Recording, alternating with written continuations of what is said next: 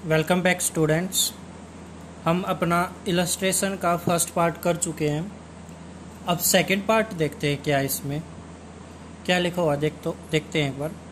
B limited forfeited 1000 share of 10 each 7 called up. बेटा called up दे रखा हो तो कोल्ड अप को ही माइंड में रखना, इसको इग्नोर कर देना ईच वाले को। Issued at a premium of 20%, premium पे दिए हैं 20% के। अब आपको पता है कि प्रीमियम कैसे निकालते हैं, देखना एक बार। ईच के सामने जो लिखा होता है 10 लिखा है और इसका 20% प्रीमियम निकालेंगे तो ये आ गया 2 रुपीज़ प्रीमियम। क्लियर है ये बात? आगे देखो। To be paid at the time of allotment, इस लाइन का मतलब है जो प्रीमियम देना है वो अलॉटमेंट के साथ देना। अच्छा, for non payment of allotment money of 4 पर शेयर इंक्लूडिंग प्रीमियम। क्या कह रहे हैं? जो 4 फीचर हुआ है किस लिए हुआ है? क्योंकि उसने पे नहीं किया क्या अलॉटमेंट, और अलॉटमेंट कितना है 4 रुपये का 4 पर शेयर, और इसी में प्रीमियम है। तो एक्चुअल में 2 का अलॉटमेंट और 2 प्रीमियम है, क्योंकि प्रीमियम भी 2 रुपये है और 2 रुपये ही अलॉटमेंट पे बन गए, टोटल हो गए 4। और उसने फर्स्ट कॉल भी नहीं दिया 2 पर शेयर। पहले यहीं तक रुको एक बार, एक बात ध्यान से सुनो। 4 फीचर हुआ है, ठीक है। 4 फीचर कब हुआ है? क्या प्रीमियम का अमाउंट रिसीव हो चुका था या नहीं हो चुका था? जैसे हमने ये केस किया था लास्ट वीडियो में, इसमें प्रीमियम का अमाउंट रिसीव हो चुका था। बट अब ये केस है जहां पर प्रीमियम का अमाउंट रिसीव नहीं हुआ। सर कैसे पता चला? क्योंकि देखो इसने ना अलॉटमेंट नहीं दिया और फर्स्ट कॉल भी नहीं दी, मीन्स अलॉटमेंट नहीं दिया और अलॉटमेंट के साथ ही प्रीमियम आना था, और अलॉटमेंट नहीं आया, इसका मतलब प्रीमियम भी नहीं आया होगा। और जब प्रीमियम नहीं आया तब कंपनी एंट्री कैसे करते हैं हम वो समझेंगे अभी समझेंगे हम। जब प्रीमियम का अमाउंट नहीं आता है तो कंपनी एंट्री कैसे करेगी वो बताएंगे। आपको याद दिला दूं, जो मेरी लास्ट टू लास्ट वीडियोस पे मैंने बताया है, जब प्रीमियम रिसीव हो जाए तब तो कंपनी किसी को बताती नहीं, मीन्स उसकी कोई एंट्री नहीं करती। और जब प्रीमियम रिसीव नहीं होता तो ये कंपनी का नुकसान हो जाता है, और नुकसान को कंपनी हमेशा बताएगी, मीन्स उसकी एंट्री करेगी। देखो कैसे करनी है। आपको पता बेटा 4 फीचर की जब एंट्री करते हैं सबसे पहले क्या लिखा जाता है? Share capital account debit. 2 जो नहीं आया, क्या नहीं आया? एक तो अलॉटमेंट नहीं आया, 2 शेयर अलॉटमेंट। एक क्या नहीं आया? 2 share first call, 2 share 4 feature, ये एंट्री होती है। और अगर प्रीमियम भी ना रिसीव हो, जैसे अलॉटमेंट के साथ प्रीमियम नहीं आया, तो प्रीमियम हो गया हमारे लिए सिक्योरिटी प्रीमियम, नुकसान हो गया क्योंकि ये आया नहीं, तो वो डेबिट साइड जाएगा। एंट्री देखो कैसे कर रहे हो, ये एंट्री है बेटा, देखो एक बार।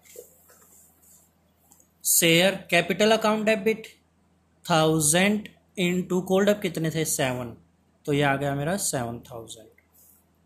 पहले ये देखो 2 शेयर अलॉटमेंट, अलॉटमेंट पे कितने आने थे 1000 इंटू 4, इसमें एक्चुअल में देखा जाए 2 रुपीज़ तो अलॉटमेंट के और 2 प्रीमियम के। सर यहाँ प्रीमियम को इंक्लूड करके लिखना, हाँ ये बात याद रख लेना, यहाँ पर प्रीमियम को इंक्लूड करके लिखना है। 2 शेयर फर्स्ट कॉल। अब देखना एक बार फर्स्ट कॉल कितने की है भाई, क्वेश्चन में देखो फर्स्ट कॉल है हमारी 2 रुपीज़ की, तो ये हो जाएगा 1000 इंटू 2, ये हो गया था मेरा 4000, ये हो गया मेरा 2000। 2 शेयर 4 फीचर यहाँ कैसे लिखते हैं अभी बताता हूँ। पहले ये बताओ security premium reserve account debit क्यों हुआ? अलॉटमेंट के साथ आना था प्रीमियम, प्रीमियम नहीं आया। प्रीमियम नहीं आया तो कंपनी सबको बताएगी कि हमारा प्रीमियम नहीं आया। कैसे बताएगी? मतलब एंट्री कर देगी उसकी, और कंपनी के लिए ये नुकसान हो गया कि प्रीमियम नहीं आया, तो कंपनी 1000 इंटू प्रीमियम कितने का 2000 का ना, तो यहाँ 2000 लिख देगी। एक्चुअल में एक बात समझो आप, देखो एक बार यहाँ मैंने अलॉटमेंट में इंक्लूड कर दिया प्रीमियम, कर दिया ना यहाँ पर इंक्लूड प्रीमियम, देखो 2 + 2, और फिर यहाँ से प्रीमियम हटा दिया, देखा जाए ये डेबिट कर दिया प्रीमियम 2 से, यहाँ 2 से, और यहाँ 2 से क्रेडिट कर दिया, क्योंकि इसमें वैसे 4 लिखा है, 2 तो प्रीमियम का है, तो एक डेबिट एक क्रेडिट आपस में कट नहीं गई, कट गए ना, तो एक्चुअल में रह क्या गया, अलॉटमेंट रह गया। अगर ये बात भी नहीं समझ में आई तो याद रख लेना, जब प्रीमियम रिसीव ना हो तो डेबिट में प्रीमियम दिखाया जाता है, और अलॉटमेंट वाली एंट्री जो होगी उसमें प्रीमियम वाला इंक्लूड करके तब लिखें। क्लियर है ये बात। अब फोर फीचर में आपको पता ही है कैसे लिखते हैं बेटा, डेबिट वाले में से इन दोनों में से ये दोनों माइनस कर दो, आप ये अमाउंट निकाल दोगे। कैसे, ये 7,000 और 2 9,000 हो गए, इसमें से माइनस कर दो ये दोनों 6,000, तो क्या बच गया 3,000, तो यहाँ पर कितना आ जाएगा 3,000। क्लियर है ये एंट्री। अब देखो बेटा इसमें री इशू भी हुआ है, क्या लिखा हुआ, आउट ऑफ दीज का मतलब 1000 share, out of 1000 shares 600 share were reissue as fully paid up. Fully paid का मतलब क्या होता है, मीन्स देखो क्या होता है फुल्ली पेड का मीनिंग, फुल्ली पेड अप का मतलब हो जाएगा फुल्ली कितने आ सकते थे, फुल्ली तो सर 7 में से तो मंगवाए थे, 7 कोल्ड अप थे, पर आ कितने सकते थे टोटल देखा जाए 10 के हिसाब से आ सकते थे ना, तो फुल्ली का मतलब टोटल कितने आ सकते हैं 10 तक आ सकते हैं, क्योंकि एक शेयर कितने का 10, फुल का मतलब समझ गए यार। In such a way that 900 were transfer to capital reserve, ऐसे रीस हुए हैं कि उनमें से 900 शेयर तो कैपिटल रिजर्व में चले जाएं। ये कैसे होगा भी देखते हैं बेटा, एंट्री से समझ में आएगा, चलो करते हैं। देखो बेटा जब री इशू की एंट्री करते हैं हमें पता क्या एंट्री होती है, bank account debit to share capital. अब ये देखो अगर लॉस है तो debit side share forfeiture account debit भी कर देते हैं। अब इस एंट्री को पहले एक बार मैं एंट्री लिख देता हूं, फिर आगे और समझ में आएगा। देखो ये मैंने ये एंट्री लिख दी, bank account debit to share capital account debit share forfeiture account debit. केवल हमें एक अमाउंट लिखनी आती है अभी, बस केवल एक अमाउंट आती है लिखनी, वो क्या आती है 600 शेयर रीस हुए हैं, ठीक है, तो यहाँ पर 600 इंटू फुल्ली पेड है ना, यहाँ क्या लिखा हुआ है फुल्ली पेड, तो 10 से मल्टीप्लाई होगा, तो यहाँ पर शेयर कैपिटल के सामने 10 से मल्टीप्लाई करके ये 6,000 आ गया। ये पॉइंट तो समझ में आ गया होगा। अब यहाँ पर क्या अमाउंट आएगी और यहाँ पर क्या आएगी वो अभी बताऊंगा, एक सेकंड होल्ड रखना। इससे पहले एक बात पढ़ो क्या लिखा हुआ है, जब शेयर रीइशू कर रहे हैं वो इस तरीके से किया, in such a way that 900 rupees were transfer to capital reserve. देखो खुद बता रखा है इन्होंने, कैपिटल रिजर्व में कितनी अमाउंट जानी चाहिए 900, तो आपको पता है कैपिटल रिजर्व की क्या एंट्री होती है ट्रांसफर करने की, share forfeiture to capital reserve होती है ना, तो ये लिखो देखो share forfeiture to capital reserve 900। Sir ये 900 कहाँ से आया बेटा, इन्होंने खुद बोल रखा है कि कैपिटल रिजर्व में कितने अमाउंट जानी चाहिए 900, ठीक है।